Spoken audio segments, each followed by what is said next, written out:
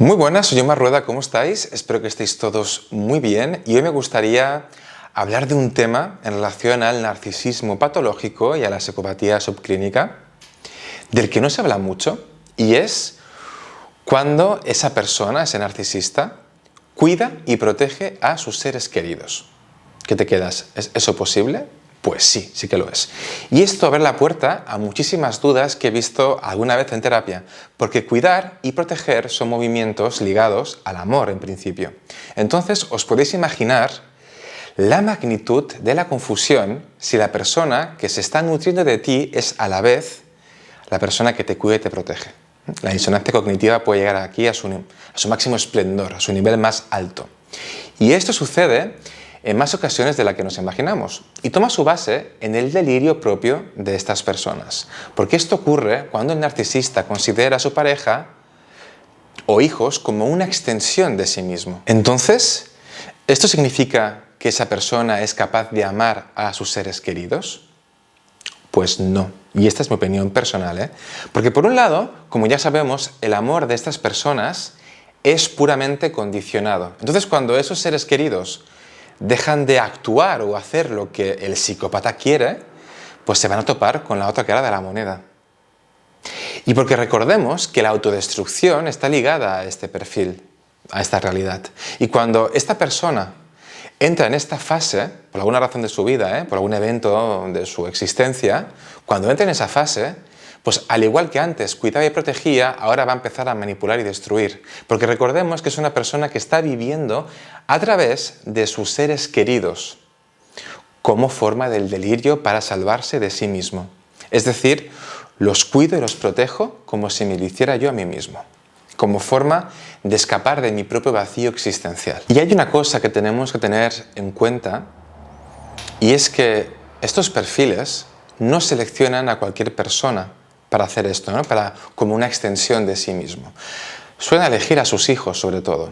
El ejemplo perfecto de esto sería el narco Pablo Escobar, con su hijo, un niño que creció entre sicarios y armas, con el miedo constante de perder la vida, de ser secuestrado, sabiendo que su padre asesinó a sangre fría a centenares de personas, pero que a día de hoy sigue alabando el amor que recibió de su padre. Lo dijo en una entrevista en 2017, en The Clinic, creo. Mi padre era el mejor papá del mundo y hoy, si sigo vivo, es gracias a su amor. Y eso es una contradicción descomunal, que solo se puede entender o comprender desde el delirio de esta realidad. Y si no le ponemos nombre a lo que está pasando, esta contradicción te catapulta directo a un nivel de disonancia que no te permite situarte en lo que está pasando realmente. Y esto lo he visto alguna vez en terapia, personas que te cuentan cómo su expareja lo sometían a maltratos y desprecios casi diarios, pero que sin embargo, con sus hijos, pues lo que veía era algo totalmente distinto. Todo era amor, empatía, dulzura, protección. Con sus hijos seguía siendo la persona del cual se enamoró en esa primera fase de love bombing. Y esto hace mucho más complicado tomar la decisión de alejarse de esa persona. Porque te acabas creyendo el cuento de que el problema en realidad lo tienes tú. De que tú eres el roto, de que tú eres el defectuoso. Te acabas creyendo la historia que ha creado esa persona en torno a ti. Porque si es capaz de amar a sus hijos, de cuidarlos, de protegerlos, también sería capaz de amarme a mí. Por eso algo estaré haciendo yo mal. O quizás sea yo el que esté defectuoso como persona. Esto es lo que se dicen internamente, ¿eh? Y claro, que una persona así trate con respeto y sensibilidad a sus hijos no quiere decir que esa persona esté amando a sus hijos. No quiere decir que esa persona tenga la capacidad de amar con empatía y honestidad. Esto lo vemos mucho con el niño de oro y el niño basura. Padres que triangulan con sus hijos desde el no amor, para nutrirse de sus hijos desde lugares diferentes, ¿no? Entonces, para mí, está claro, triangular no es una forma sana de amar, es una forma que usan estos perfiles para que sus víctimas se consuman en la desesperación y vivan con miedo a perder el trato de privilegio en el que pues, lo han situado. Por eso harían lo que hiciera falta para seguir en ese pedestal. Es en estos casos donde vemos claramente cómo los hijos se salvan del maltrato y de la distorsión de esa persona porque toda la destrucción del psicópata está siendo volcada en la pareja.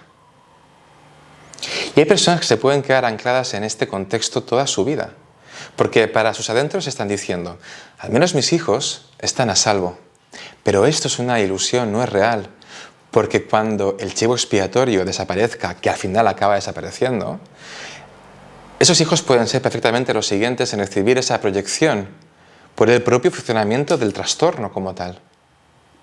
Si antes esos hijos eran una extensión de sí mismo, en materia de cuidado y de protección, un día pueden convertirse en una extensión de esa pareja, que ya no está, a la que estaba volcando pues, todo su delirio.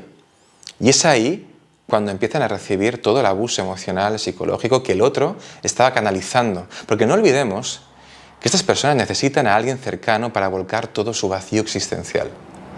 Y me gustaría dejar claro una cosa en este vídeo.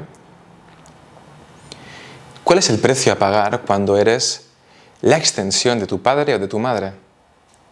Aunque esa extensión se manifieste en cuidado y protección. Pues tu libertad. Alguien que es extensión de otra persona, que juega ese rol desde que es pequeño, no puede ser libre. No puede tomar decisiones propias. No puede experimentar la vida desde su verdad. Lo hará siempre desde la mirada del otro. No puedes tener claro ni quién eres, ni qué hacer, porque nadie te dio el permiso a construir tu propia identidad, de saber cuáles son tus necesidades, tus deseos más profundos, esos que nos mueven por dentro, que nos movilizan hacia la acción, hacia la propia vida, porque son hijos que siempre se movieron como apéndices inconscientes de ese padre o de esa madre.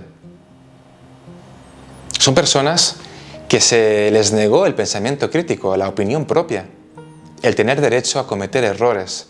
Y todo eso tiene un porqué, porque todo eso te hace más manipulable. Aquí hablamos de la ciencia de la manipulación. Factores que están demostrados que nos hacen más influenciables, que ponen en marcha estos perfiles, pero también los ponen en marcha por los políticos, los expertos en marketing, ¿sí? Otras personas, la televisión, por ejemplo. Si queréis, en el próximo vídeo podemos hablar de este tema más precisamente. Pero a estos hijos yo los llamo los niños apéndices de Dios, de ese Dios todopoderoso que es ese padre o esa madre omnipotente. Y las consecuencias de ser un apéndice es ser carne de cañón para las sectas, para los perfiles manipuladores y para las personas tóxicas en general. Porque necesitan ser el apéndice de alguien, necesitan que alguien les diga cómo pensar y en qué parámetros actuar. ¿Sí? Y claro, ¿qué hacemos con los apéndices normalmente cuando se rebelan delante del sistema digestivo, cuando se inflaman y empiezan a ir por su cuenta? ¿Qué solemos hacer? Pues que los cortamos, porque dejan de ser útiles y encima molestan mucho. Es más, pueden llegar a ser muy peligrosos, ¿no? En esa rebeldía. Y el psicópata va a hacer lo mismo con sus hijos apéndices. Delante de su rebelión, cuando dejen de verlos como una extensión de ellos mismos, los va a extirpar.